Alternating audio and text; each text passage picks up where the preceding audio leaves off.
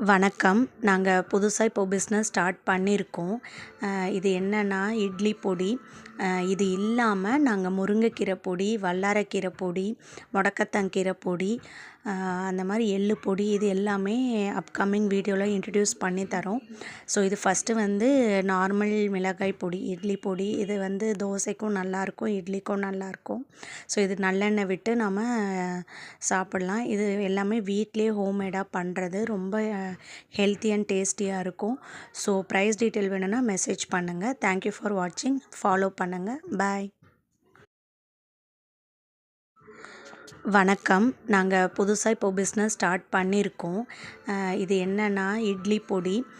இது இல்லாம நாங்க முருங்கைக்கீரை பொடி, வல்லாரக்கீரை பொடி, முடக்கத்தான்கீரை பொடி, அந்த மாரி எள்ளு பொடி இது எல்லாமே அப்கமிங் வீடியோல இன்ட்ரோடியூஸ் பண்ணி தரோம்.